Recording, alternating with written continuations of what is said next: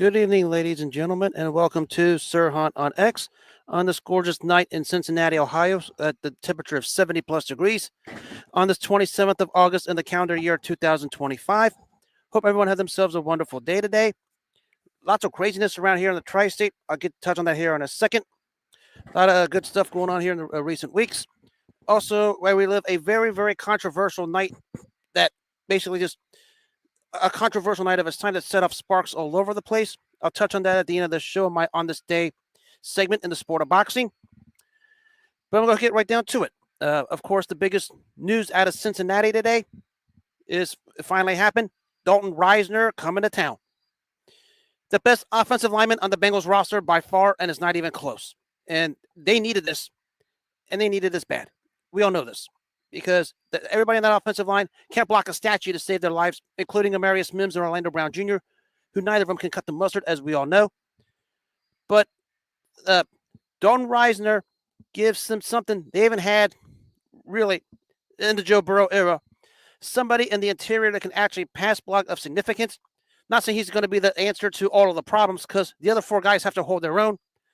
But if they use Risner the way they should, and the way to Risner's abilities, because we know he's one of the better pass blockers in the league when he's on, especially if he plays limited snaps. It'll solve a multitude of sins on that offensive line here in Cincinnati, and I expect him to get worked in here at some point here real soon, and that's what we have going on here with this particular signing. I liked it. I mean, it's reason to get excited about. I understand it. But let's pause for a little bit because there's still work to do. We still have to go to Cleveland week 1. Obviously, it's not going to start week 1. It's still going to go to Lucas Patrick, unfortunately.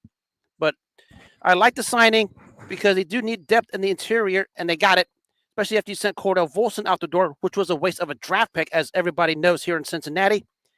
So that's what we got. And we just want to welcome Dalton Risner over here to the Tri-State. A good signing, a terrific signing. And that's what we had when we talk about Dalton Risner coming here to Cincinnati. Great. He's not going to play many snaps, obviously, because I think he's only played in the 80 plus over the last 2 seasons over in Minnesota. You know, he's 30. I get it. I mean, he was last on the free agency roster. You know, I get it. But he feels a need, and by default, he gets any kind of snaps. He's the best offensive lineman on the entire Bengals roster of O linemen by far, and it's not even close. That's if they use him the right way, and they should, because that's what we got when we talk about what's taking place with this particular signing today. So a good signing for the Cincinnati Bengals, something of significance. They do something good for once, and I mean once. I mean, I'll count how many times they tried something and it didn't work or it didn't pan out, and that's what we got. So this is what we have at the end of the day. We talk about Dalton Risner going to the Cincinnati Bengals. So good signing overall. And I expect that to continue as everything just prolongs as the season wears on. I expect the snap count to increase as it goes on. And I expect everything we talk about this particular team to try and integrate him because they needed some kind of an offensive line to protect a $300 million investment. But a solid signing. And if he's used right, you're talking about the best offensive lineman on the Bengals roster of O linemen, and it's not even close. That should tell you just how good of a signing this is for Cincinnati. Probably the first real good signing they had this offseason by far because it feels a need, and they took care of business of a need they needed, and that's what we got here in Cincinnati. Job well done. First time I've ever say this. Job well done, Bengals front office, getting this guy aboard, and that's what we had at the end of the day. Now to the other part of here in Cincinnati. Of course, it was revealed yesterday that the revised contract of Trey Hendrickson that took place. Today was his first day in practice. And what we got out of this was a case of Trey Hendrickson just being able to tell the whole world that he's humble, that everything is resolved. Anyone that spits the word humble out of their mouth is not humble. Let's get that out of the way. And I'm sorry, Trey Hendrickson. I like you here in Cincinnati. You've gave us some good years on the edge rush. But when you say you're humble and that word comes out of your mouth, you're basically lying because you're not humble. We all know this. Yours truly being one of them. Sorry to say, but that's what we got. Now, when you talk about him back on the roster. A defense that wasn't great with him, but they're probably going to be in the bottom 2 or 3, obviously, even with him, because the makeup of that roster, as I said, they needed to blow it up and build it from scratch, but they didn't want to blow it up. They think what they have outside of Trey Hendrickson is going to get the job done, and it isn't. But Trey Hendrickson, maybe just his presence on the field might make everyone better. I'm not even going to speculate at this point because we're still a couple weeks away from week 1. He put on the uniform today. Good job there. 2 weeks to try to catch up with the rest of the defense before they head to Cleveland week 1. But don't spare me the word humble for many reasons. One, if you spit the word humble out of your mouth, you're not humble. You're basically lying. We know this.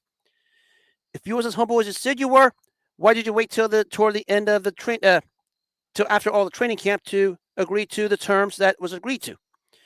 And this is not the contract you wanted, and we all know this. You got basically a 1-year revised deal on a pay raise. Well-deserved, I'll add. Well-deserved. It really was. You can't lie about that. And we're going to have the same discussion in the next offseason because it's only a 1-year deal. And we know the Bengals can franchise you. And I guess the franchise figure went up a bit. I think it's something, I forgot what the number was, but they had a void year in there to help soothe out the stiffness of the void year here in Cincinnati. But anyone that spits the word humble out of their mouths is really not humble, and Trey Hendrickson is far from it with this situation. I mean, I get it. I mean, a premier edge rusher who wanted to be compensated as such, he got it for basically the rest of the year. Bengals basically just said, take as much money as you want just for this one season. You're going to get it. Hendrickson basically bent the knee to the Bengals front office and just took it simply because he can't afford to sit out the entire season as he said he was going to do, and he wasn't going to play on the deal. So the Bengals basically said, here's the dollars on a 1-year deal, and we'll just call it as it is. And Trey Hendrickson bent the knee. And that is where I thought Trey Hendrickson showed he was anything but humble, because if he was, he wouldn't have let it get to this point. We all know this. So when we talk about moving forward with Trey Hendrickson and the Cincinnati Bengals, yeah, the drama is over. We get it. Everything's finally done. But this was strung out way too long than necessary. And because it was strung out longer than necessary, we got all the drama we had. Everybody calls it now a successful offseason by getting everybody signed. Problem is, all of this happened 2 years after its expiration date. That's what everybody misses. Everything that took place this season was 2 years after its expiration date. But then again, it's better late than never, I guess, because that's what we got here when we talk about all of these signings with the Cincinnati Bengals. But Trey Hendrickson is on the field. How much of an impact he's going to make, nobody knows. Why? Because the team was in the bottom 5 last season when it comes to overall defense with him, and they'll probably be the bottom 5 this season with him. I mean, basically he was there to get the double his pay salary, to get a contract similar to what Danielle Hunter got in Houston. If you remember, same thing there. We gave him a pay raise for 1 year in the $30-some-odd million range out there in Houston. That's what Trey Hendrickson got. He thought he was going to get a Myles Garrett or a TJ Watt contract. The guy was delusional. Same with the Bengals fans who think he's in the same category as Watt and Garrett when he isn't. But he got it. It's over on to Cleveland for week 1. I'll touch on that when I go to my prediction show coming up over after the Labor Day weekend, because all kinds of wild stuff still in the NFL market is going on. NFL trades, talking about Adam Thielen going back to Minnesota among them.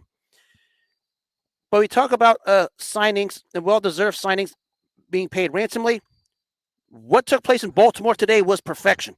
And you talk about the signing of probably the premier safety in the entire NFL, Kyle Hamilton, 4-year contract over the $100 million mark. Don't remember the guarantees. Highest paid safety in the NFL. Well deserved. Probably the premier safety in the entire NFL. And in my opinion, is not even close. A couple guys might have that distinction. But for my money, Kyle Hamilton got it. And of course, it carries on for the prolong of some of the contracts the Ravens have got done this season. We're talking about, of course, just recently extending Ronnie Stanley back, not letting him go to free agency. And now they're talking about extending Lamar Jackson and Tyler Linderbaum, which I think both of those deals were going to get done. But this is how you handle your homegrown. You take care of it early, and you get rid of all the drama. That's what Baltimore did today with Kyle Hamilton. It was a well-deserved contract. It was a well-earned contract. The premier safety in the entire NFL right now. And he got paid as such. And kudos to Eric DeCosta with the Baltimore Ravens, who did that job once again. And I expect this trend to continue. Of course, there's the other part is getting it done, when it matters most, which is another topic I'll touch on next week on my NFL preview show. But when you talk about Kyle Hamilton, the premier safety, and the Baltimore Ravens taking care of their own at the right time, early enough, so they didn't wait till his value went up. And as a result, everybody won today in Baltimore when it comes to the Ravens and Kyle Hamilton. Ravens fans should be happy with everything that transpired today when it comes to their premier safety. I mean, some guys are come close, but as I said all along, for my money, give me Kyle Hamilton. I mean, he's as good as anyone. I mean, the guy's a freak of nature for a safety. I mean, if he wants to put on real muscle, I can see him moving around in other positions over there in Baltimore. I mean, the guy's like 6'4", 6'5" with a crazy wingspan. I mean, yeah. I think if he puts on some more muscle, he can play many other positions. But he's as good as it gets at any secondary, especially the safety position in the NFL. He got paid ransomly. He got paid well, and the Ravens took care of their own. There's two teams in Ohio that can learn from that when it talks about taking care of their own before their values went up and don't wait till the past its expiration date. Baltimore did it perfectly. Cincinnati and Cleveland, take notes. And of course, over here, across the NFL news wires, something that's everyone's talking about over the past year is, of course, the Rashee Rice situation in Kansas City. Finally done 6 games for whatever the frick he did. I mean, about what I expected. 4-6, I thought, was the ideal number. They were talking about it after September 30th. But I thought the smart move was made to get it done and get it over with. So when it comes back for weeks, I think it's week 7, Kansas will go on their run. And everybody's acting like the suspension is going to set Kansas City back. Last I checked, they still have the head coach, Andy Reid, the premier quarterback in the entire NFL, Patrick Mahomes. They're going to be fine. I mean, a couple of the games I look at the first few games. I think, of course, they have the Brazil game on a Friday night against the Los Angeles Chargers. They host Philadelphia. I got another home game in a couple weeks against Baltimore. They go to Jacksonville in there. They're going to be fine before Rashee Rice gets back. And everyone who thinks they're just going to fall off the map is crazy because they have the foundation. They're going to be just fine. And everyone needs to just chill out. I mean, a lot of people thought it was going to be more than that. I know. I thought it would be anything more than that would have been in the excessive category, especially when you consider the fact what happened to Jordan Addison, because Jordan Addison wanted to be purposefully stupid. But Rashee Rice's suspension, I think, was right. Just I thought Jordan Addison's suspension was right. And everyone needs to just chill out and know that the sky isn't falling when it comes to the Kansas City Chiefs. They're still the team to beat in the AFC West and the AFC because they still have the foundation. Somebody has to go play them, knock them off. And it's going to come down to probably Buffalo or Baltimore. We'll worry about that come playoff time. They're still going to get theirs. They're going to be fine. So the Rashee Rice situation, the good thing is it's over with. Everybody can move on, especially Rashee Rice and the Kansas City Chiefs. The best thing that happened out of this was the suspension was early. They didn't wait till week 4 or 5 as it was purposefully discussed between everybody. Get it over with. Let's all move on. And I think everybody in the NFL fraternity should also. If you have a problem with it, take it up with the NFL. Don't take it up with me or anybody else. Amazing how everyone wants, some guys get preferential treatment when it comes to suspensions because it's like they cherry pick their own narratives. I mean, not just the fan bases, but the media. We all know this. People were pushing for more for this guy. I mean, I get it. What he did was not necessarily the greatest thing in the world. I mean, he was punished sort of swiftly, but if he abides by everything, the whole thing will be dismissed. He's going to be fine. The team's going to be fine. Everybody, please move on. It's over. more on this probably down the line because everyone's going to find something wrong with it. People are still going to think the NFL made it a favor of the Kansas City Chiefs. If they really wanted to make it in the favor of the Kansas City Chiefs, it would have never been a suspension or maybe something like a 2 or 3 game suspension. No, this is what everyone wanted. Everyone agreed to it. Done for, over. Fans in Buffalo and Cincinnati need to shut up when it comes to Rashee Rice. And speaking of wild incidents, next one I want to talk about is probably the most disgusting one I've seen, and maybe what you've seen. If you've seen it on the platforms, on the video, you probably couldn't be more disgusting than what you saw. This was apparently some kind of wrestling event that took place, and it involved a name of Rashee Jackson. You guys know that the son of the one-time UFC champion Quentin Rampage Jackson, the guy who starched Chocolate Liddell in a high-profile UFC fight way back when and basically ended Liddell's prime. In this particular event, and it's wrestling, we know this. I mean, it's what it's supposed to be. Apparently, he jumps out. He takes some individual named Syko Stu, picks him up and drops him down, basically slams him hard onto the canvas, and just throws, I believe, something in the essence of 22 punches while the guy was down and unconscious. Somebody explain to me who allowed this to happen. Someone explain to me why this wasn't even stopped in the middle of all of this, and why Rashee Jackson got off at the time. Now they're saying the charges are going to be pressed. I don't know. I don't know the legal system with this. But the question I have is, how do you let this happen when the guy's already unconscious and nobody wants to get in the middle of it? There's a bigger picture premise with this. There are a lot of people that, not just Rashee Jackson. Obviously, Rashee Jackson is just a scum of the earth for what he did. We all know this. But there are people who just sat there and watched and not even did a thing about it because a poor guy was unconscious and was hit 22 times. I mean, we're not talking about the wrestling style punch they have in the WWE or whatever. I mean, these was real punches like you would see in the UFC, and the guy was already unconscious and still just trying to punch his skull out of his mouth. This wasn't just any normal wrestling event. It was assault, and it was borderline attempted murder, and some way somehow everyone didn't want to do anything about it.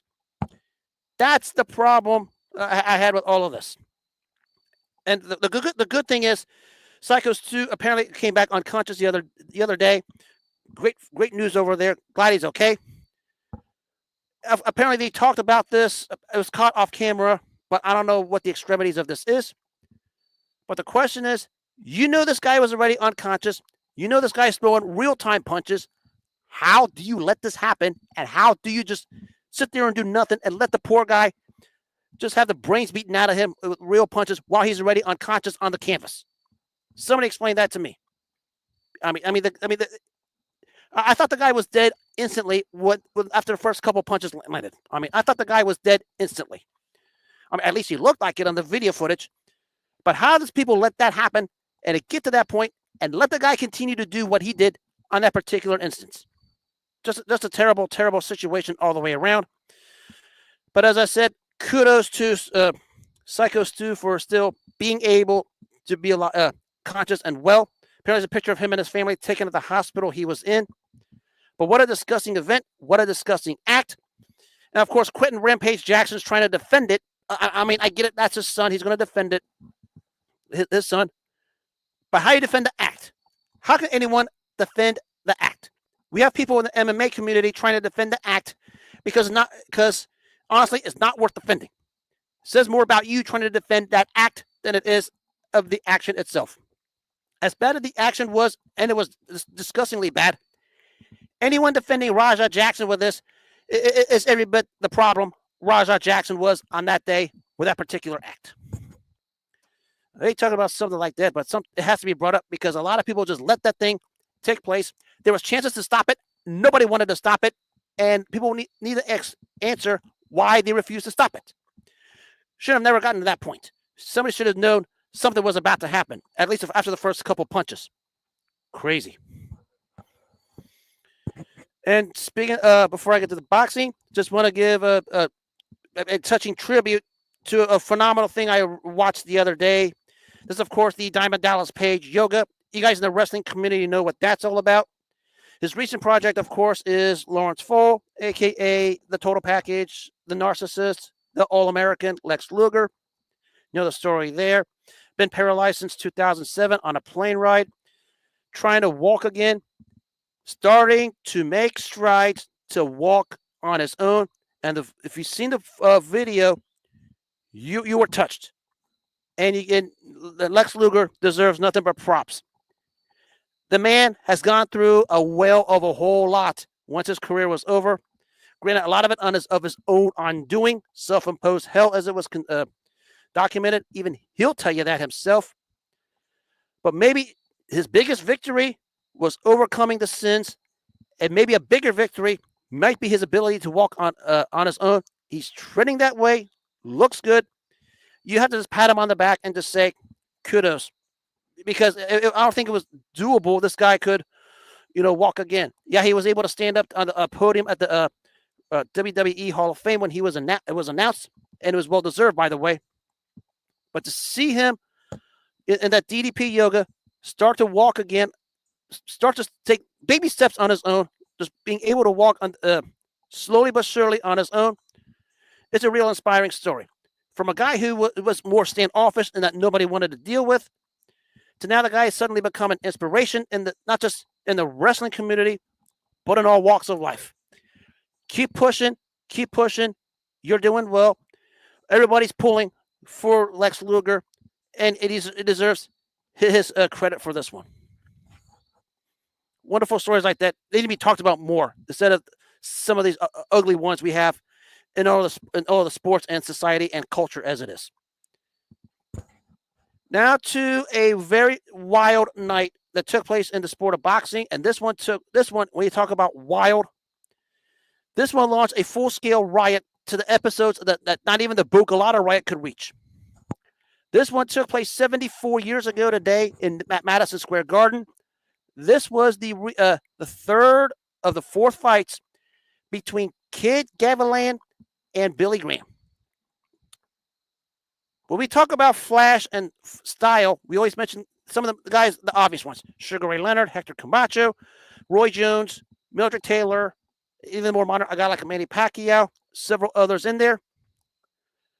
Before all of them, it was Kid Gavilan out of Havana, Cuba.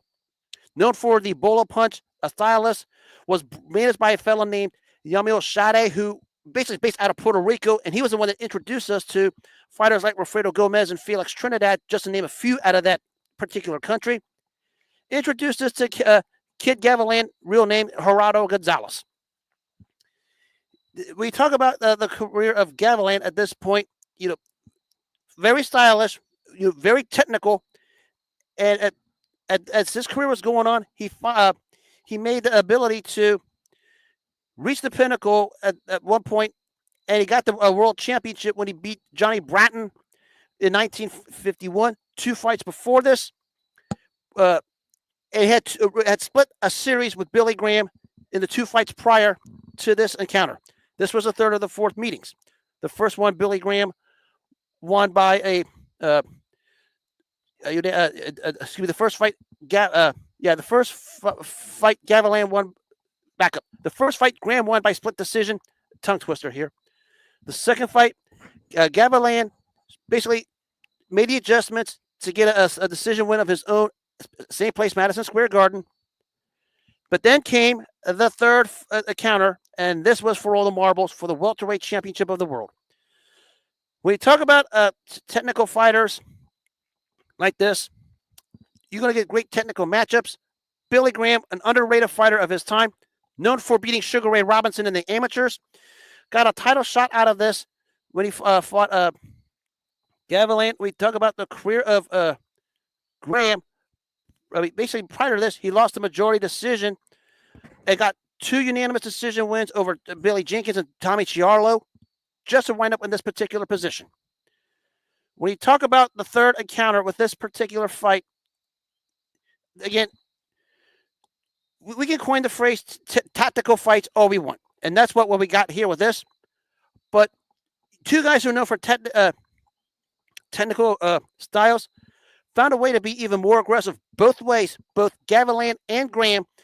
And Early on, it looked like Gavilan was going to seize control of the fight, and surprisingly, Gavilan was more of an aggressor than what he's accustomed to, opening up punch wise, and in the third of in the early rounds, supreme boxing ability both ways, but Gavilan opened up a lot more than people expected because he was known for the style, and many thought his style was going to be what was going to carry him eventually to a particular win in this particular fight. But as the round was going on, the jab of Billy Graham started to take over, and basically rounds were starting to get real close. Lots of high-level, crisp punching both ways. Graham started to get inside of the reach of Kid Gavilan and started to rip body shots and started to work inside a lot more. And basically, as the fight went on, Gavilan tried to establish his jab, but as he was trying to establish his jab, the work rate of Billy Graham came on, and as the rounds was coming on, then Billy Graham started to use his jab to get inside and started to outwork Kid Gavilan on the inside as the rounds was going on. And the feeling was he won the last 4 rounds, at least 4 to 5 rounds going away. But as the judges tallied the scorecards on this, it turned out to be a split decision win for Kid Gavilan over the hometown kid Billy Graham to retain the undisputed welterweight championship, which incited a riot and incited all kinds of controversy, especially when you consider the hometown kid Graham, who many thought felt robbed simply because the feeling was he outworked Gavilan, and people thought he should have been given a nod to win the welterweight championship that night, but it wasn't.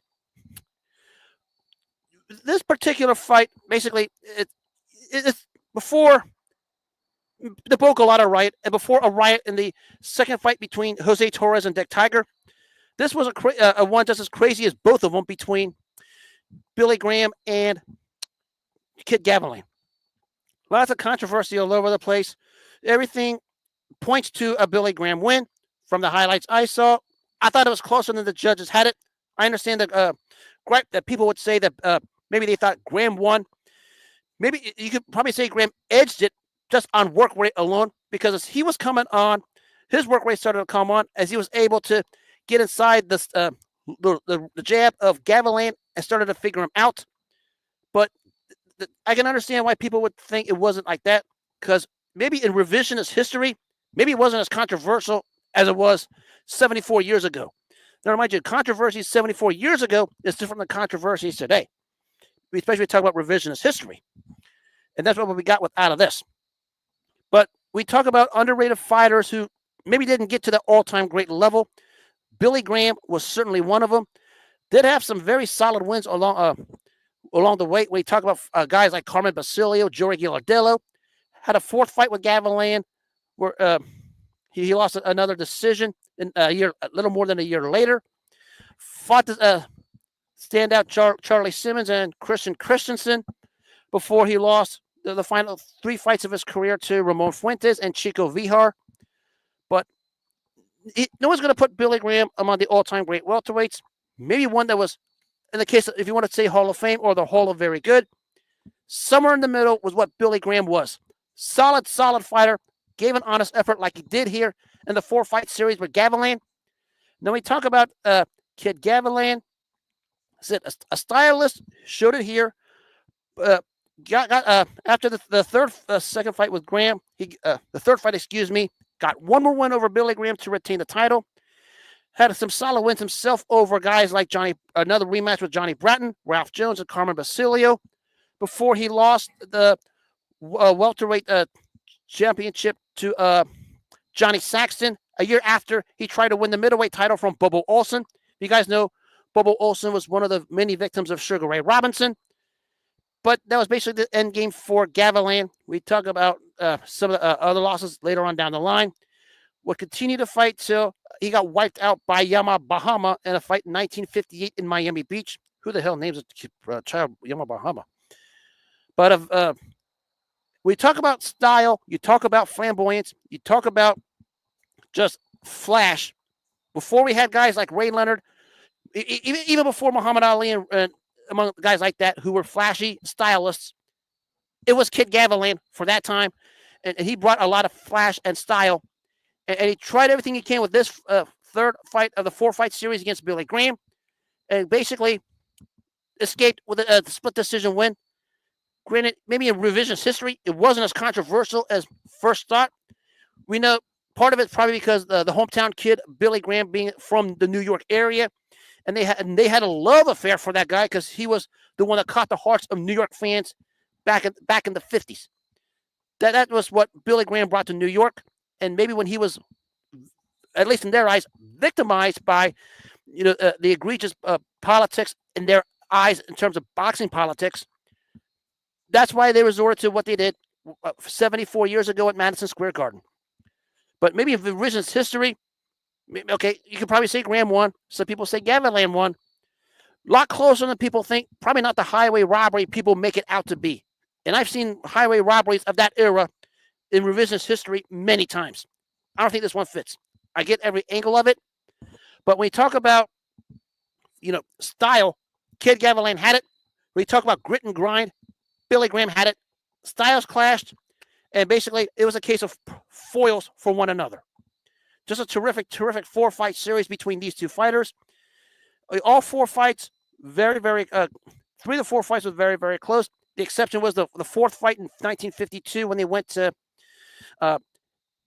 Cuba in the backyard of Kid Gavilan, where he basically won the 4th fight going away on a unanimous decision. We talk about many things that was accused of in the 3rd fight between Kid Gavilan and Billy Graham. Allegations of fraud. It was, of course, later was revealed that one of the judges said he wasn't honest with the scoring. If he did it again, it would have been different. But still, the New York State Athletic Commission basically said the decision was going to stick. And Kid Gavilan, who's known for precision against a grit and grind counterpunch hard worker, and Billy Graham, perfect style for one another, basically gave a good 4-fight series. And this 3rd one had fireworks basically after the fight for a lot of reasons. If you guys want to talk about style and want to read about a fighter with style, Kid Gavilan is a must read. Must read. And speaking of riots at Madison Square Garden, 29 years ago, everybody knows what happened on the night of July 11th. It was the first fight between Riddick Bowe and Andrew Golota. We know the story here. Golota was beating the brakes off of Bowe, but of course, as we know, the many times Andrew Golota wanted to feel Riddick Bowe's nuts and prevent him from having kids. He hit, I think, 8 times below the belt. It was 29 years ago today that riot had surreal punishment, and it was swift. Basically, we'll start with this. Rock Newman had his license suspended for a year. I'm reading this as we're going along. He couldn't attend any fight of Riddick Bowe's unless he bought a ticket. And he bought the ticket to the second Golota fight, which we know that was just a sad story. Those around him were charged, especially Jason Harris, the lead bodyguard of Riddick Bowe, who wailed Andrew Golota upside the head with a walkie-talkie. We know the story about that one in the fight game. And there was others. Of course, Sensel's Special Promotions, who was a part of the Riddick Bowe team, couldn't promote Riddick Bowe's future fights for a year. But everything that took place up to this point was karma catching up to Rock Newman, Riddick Bowe, and that team. Because everybody knows what they were all about. Going back to when he threw the belt in the garbage can at the end of 1992 to duck Lennox Lewis. And among many other things, the punching of Larry Donald at the press conference, the nailing Buster Mathis Jr. after he was already knocked down.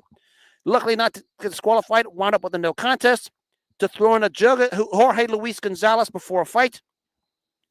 And this riot and everything that took place afterward was just the epitome of what Riddick Bowe and Rock Newman were at the end of the day. And karma caught up to them and caught up to them hard. And Rock Newman, who many times tries to diffuse his play in the riot, quoting himself saying history has it. The footage was there. Newman was the first one in that ring to go after Andrew Golota when the disqualification happened. And the Bowe camp just flooded the ring. And of course, there was Jason Harris whacking Andrew Golota upside the head with a walkie-talkie. And we know the rest of the history. But this was the theatrics Riddick Bowe and Rock Newman were all about. And basically, at the end of the day, that's what they were.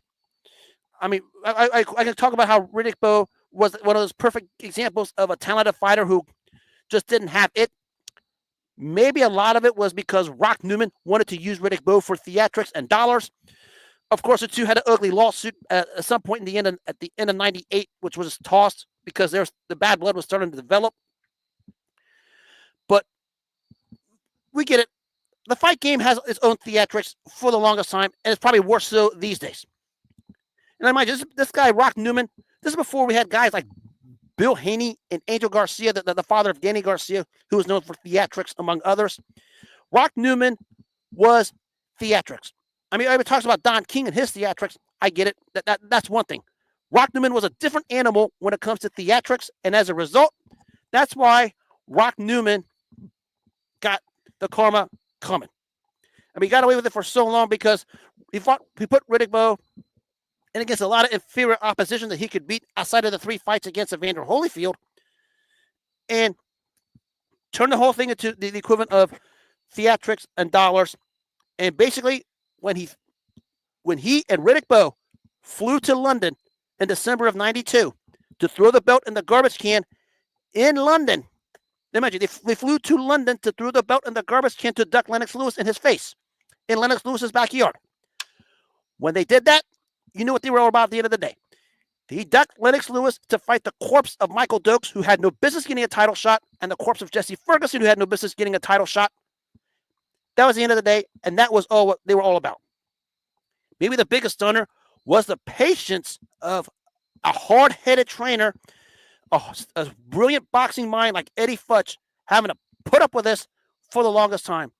You would think at some point he would basically just tell these guys, hey, I'm done. For some reason, he didn't. The only time he really sent him out the door was after the first Golota fight. But at that point, Riddick Bowe was a lost cause, as Eddie Futch blunt said to Riddick Bowe.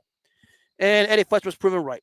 Problem was, you could say Riddick Bowe was a lost cause after the second Evander Holyfield fight because the guy ballooned at 247 pounds and looked like a big tub of a bowling ball with arms, legs, a head, and a bunch of male genitals. Because that's what he looked like when he lost his title to Evander Holyfield, and he's basically done after that. Yeah, he got the win over Holyfield in the third fight, but we know wild circumstances that took place between the two, especially Holyfield going under that fight, as the documentaries said. But we think about the punishment that the New York State Athletic Commission administered to Rock Newman and those around Riddick Bowe, especially Riddick Bowe, I believe was fined himself a surreal amount of himself.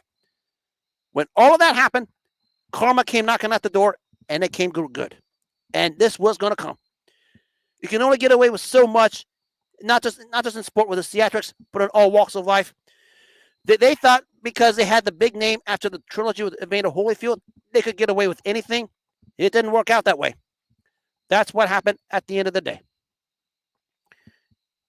I could point. Actually, let me back up here. I was on a show last summer, and one of the topics we talked about was controversy and theatrics in the sport of boxing. A half dozen of my lists involve what surrounded Riddick Bowe. And it's not a shot at Riddick Bowe. Riddick Bowe had the talent to do something. I mean, he really did. But the theatrics of Rock Newman poured it all away, took Riddick Bowe away from what he could have been, and turned the thing into basically nothing more than a financial bonanza. And that was all it was at the end of the day. And this is where I try to understand everything when it comes to the boxing theatrics. I'm going to trace back to 1992. Okay, Riddick Bowe versus Pierre Kutzer. Anybody knows back then it was the whole apartheid thing with Mandela and a bunch of that stuff. I'm not even going to get into it. Riddick Bowe and Rock Newman pointed at Pierre Kutzer, blaming him for the apartheid to his face. That should tell you something what Riddick Bowe and Rock Newman were made of. I mean, I try to use the word phony because I deal with a lot of phonies when it comes to Bengals fans in Cincinnati and Mike Tyson fans. But real life phonies in the fight game were Rock Newman and Riddick Bowe what they did to Pierre Kutzer in 1992. Basically saying he's the reason all that was going on in South Africa. Was it a way to prop up the fight? Who knows? But not sure I would have gone that far.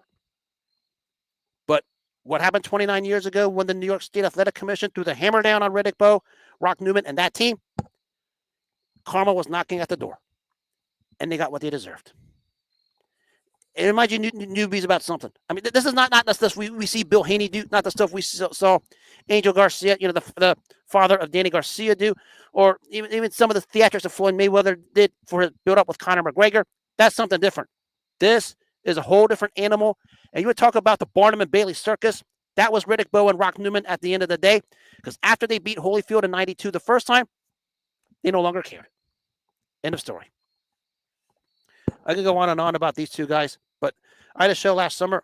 I explained it as it was when it comes to Riddick, these two, because half of my list in terms of controversies involved both Riddick Bowe and Rock Newman, because that's what they were all about. I love them both, but, come on, man. Just wild times in these days, and especially those days when we talk about theatrics. Because let me remind you, this was at a time when Mike Tyson was in jail, and we know what the theatrics Mike Tyson was when he got out of jail. But even then, it wasn't quite like this. Tyson said he was there to sell fights, and he knew controversy and theatrics did it. Riddick Bowe and Rock Newman did things way overboard, not even Mike Tyson could do. I mean, the only thing Mike Tyson did overboard was accuse Evander Holyfield of saying, I would never fight a rapist. And we know what happened to Mike Tyson in 1992. Riddick Bowe and Rock Newman was levels above that. And we consider what became of Riddick Bowe and his career. I rest my case. And that'll wrap up this edition of Sir Hunt on X. For those that missed this show or any others, you can catch the entire archive on the iHeartRadio app, as well as the Apple Podcasts for all you iPhone users, and as well as the Spotify app. For those that have the Spotify app, I'm on there also. For those that are also on Sirius XM and TuneIn Broadcast, my show is also live there, as I will be taking my show to those platforms down the line. And a public note for my NFL people, October 16th, the show will be live from Cincinnati for a preview of the Pittsburgh Steelers against the Cincinnati Bengals, because I have a lot of Steelers fans over here who are watching right now. If you guys are in Cincinnati, come on down. I'll be there. And I'll be doing my live preview on site. October 16th, circle your calendars. And I conclude by saying this all the time. Always make self-care your number one priority in life. And I tell this because everyone, always has this ideology of things can get better. Trust me, I've been there. One day at a time, one step at a time, but always focus on you first. If you don't take care of yourself first, nothing else in life matters. Focus on you, take care of you, and that's all that matters at the end of the day. Because if you do, the good things come your way. The great things in life will come your way. Good people will come your way. Just stay true to yourself. Don't let people treat you as an option, because that's what they view you as at the end of the day. Have a good rest of the night. Take care of yourselves. God bless. Enjoy the 27th of August. I will be back tomorrow night, and I'll see you then.